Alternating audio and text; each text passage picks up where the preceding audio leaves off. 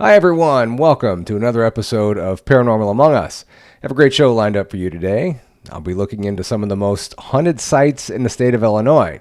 But before we get into that, I want to remind you to make sure that you are subscribed to the channel because I have some great guests lined up and you don't want to miss any of them. Also, if you have a paranormal story to share or you would like to be a guest on the show, please email me at paranormalamongus72@gmail.com and I'll get right back to you. Okay, so last season I talked about the hauntings in Missouri, which is my hometown. So I figured this time around I would check out the state that's closest to me, and that's the state of Illinois. So sit back and enjoy the most haunted sites in Illinois in no particular order. First up on our countdown is the McPike Mansion, located in Alton. Henry Guest McPike was a two-time mayor of Alton, who has also dabbled in horticulture and winemaking. He was also a skilled businessman and counted real estate and insurance among his many business ventures. In 1869, McPike hired architect Lucas Pfeifenberger to build his estate on a 15-acre compound in Alton. The land was originally known as Mount Lookout Park, since it's overlooked the city of Alton. The McPikes lived in the mansion until 1936, then it has changed hands several times since then. It is once the home of Brown's Business College and later on owned by Paul Laschinger, who rented rooms in the house.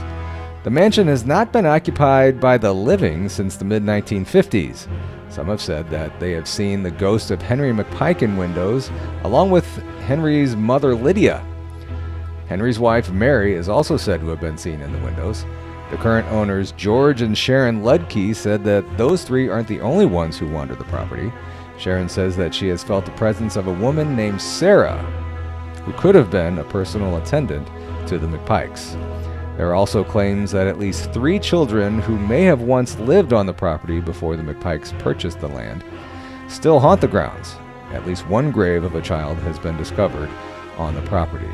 Current owners of the house have been working to restore the mansion, which has been condemned for some time now.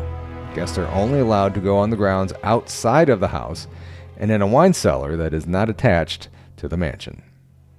Number 2 on our countdown of the haunted sites in Illinois is the old Juliet Prison in north central Illinois. Opened in 1858, the Juliet Prison held both criminals and prisoners during the Civil War, and by 1865, the population had reached over 1,200 prisoners. At one point, the penitentiary housed a female cell house, which was adjacent to the men's cell from 1859 until 1870. Over the years, the prison held many infamous prisoners, including Nathan Leopold and Richard Loeb, who committed the crime of the century in 1924.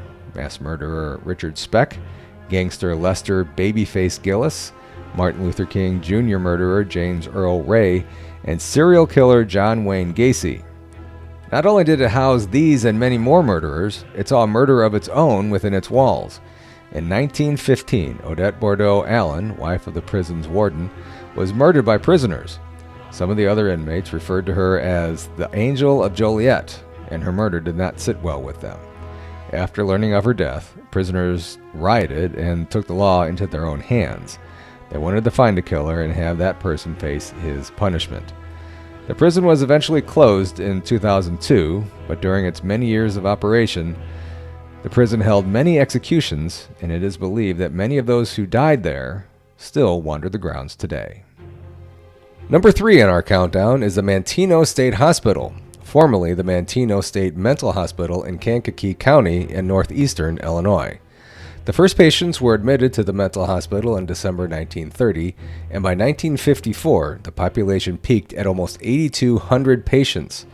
Unlike other mental institutions, Mantino used a cottage structure to house their patients. The national health budget was slashed in the mid-30s, but Mantino kept expanding. In 1937, the facility added a tuberculosis ward, bringing hundreds more to the hospital. In 1939, typhoid fever swept through the hospital, killing 60 people and infecting nearly 400 more. Despite the pandemic, the population continued to grow, passing 5,000 patients by the end of the 30s.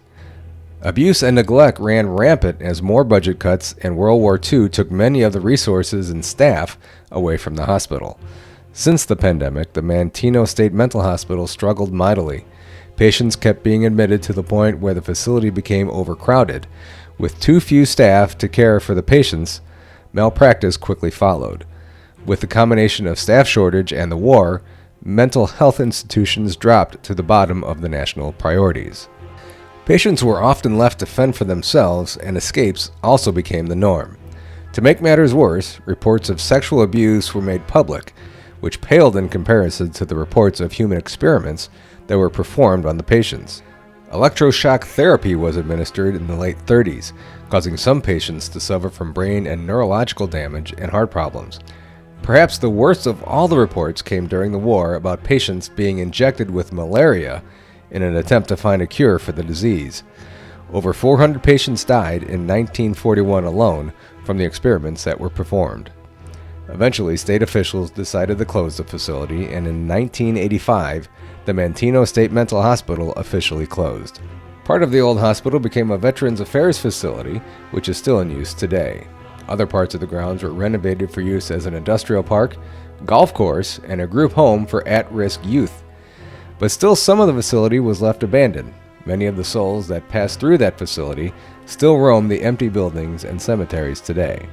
Shadow people are commonly seen roaming the buildings, while some have also heard disembodied voices and have felt someone or something pulling on their clothes. Mostly, people feel a strange presence following them around the grounds. Moving on to number 4 in our countdown of the 10 haunted places in the state of Illinois is Bachelors Grove Cemetery in Midlothian, which is a suburb southwest of Chicago. Many say that this cemetery is the most haunted graveyard in America. It was established back in 1840 and is the final resting place for only 82 people.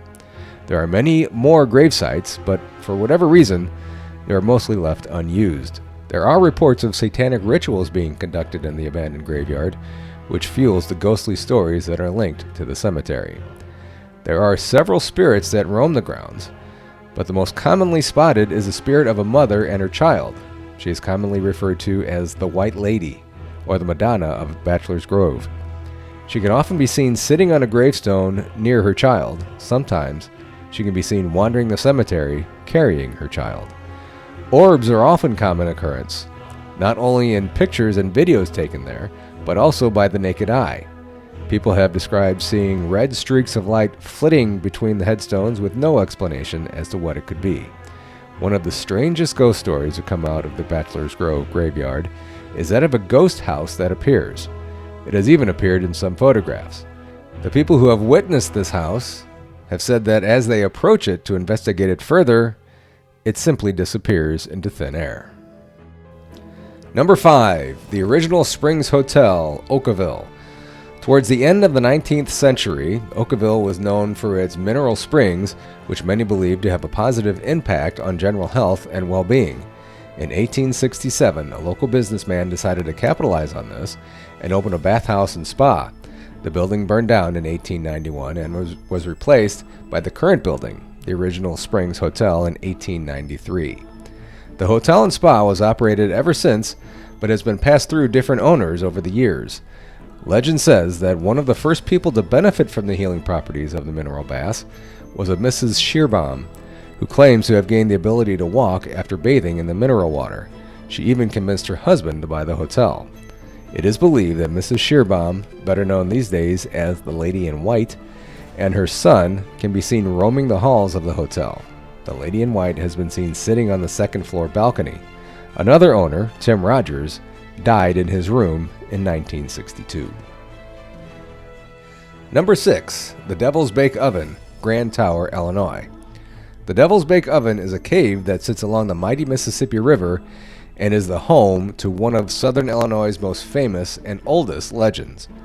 Back in the mid-1800s, a woman named Esmeralda, who was the daughter of a prominent citizen in the area, was in love with the captain of a riverboat that sailed the Mississippi.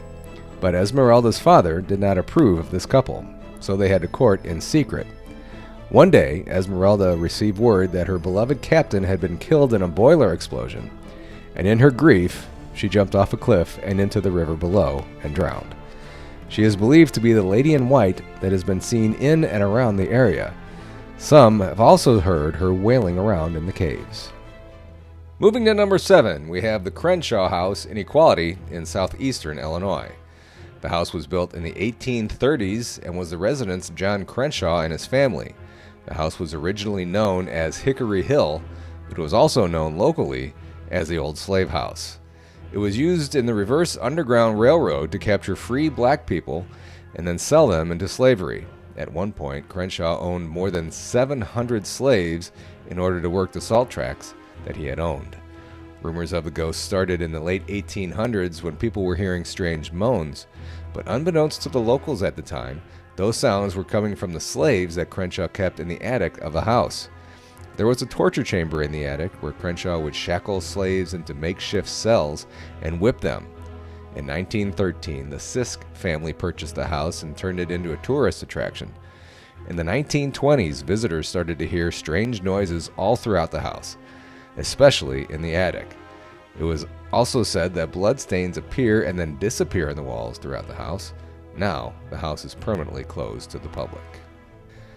Moving on to number 8, the Rose House in Elizabethtown on the Illinois-Kentucky border. The house was built in 1820 and owned by Sarah Rose. It is currently owned by the Illinois Historic Preservation Agency, who operates it as a bed and breakfast, and it is the oldest active hotel in the state of Illinois. Legend has it that when the house was being renovated, during excavations, under the porch and in the side yard, workers found unmarked remains of what are believed to be former slaves and guests that were buried on the grounds. Currently, some of the guests claim to have seen an apparition that resembles Sarah walking around the hallways on the second floor and also lingering on the staircase. The spirit of Sarah Rose has also been blamed for moving items around during the night, and guests report hearing a disembodied female voice. Number 9, Lebanon Road and the 7 Gates of Hell in Collinsville. This just seems like a creepy stretch of road. One of the unique features of this road is the 7 railway bridges that pass over it. They are also known as the 7 Gates of Hell. One legend says that if you drive through all 7 gates in numerical order, once you pass through the 7th gate at exactly midnight, Hell's portal will open up, and a pack of hellhounds will come and drag you down to hell. Another legend says that if you go in reverse order, starting at 7 and then ending at 1, you will merely get to look into the depth of hell. One of the creepiest bridges along the stretch is called Acid Bridge. Yet another legend says that a group of teenagers were high on acid when they lost control of their car, flipped over the bridge, and into a shallow creek below. All of the passengers were killed instantly.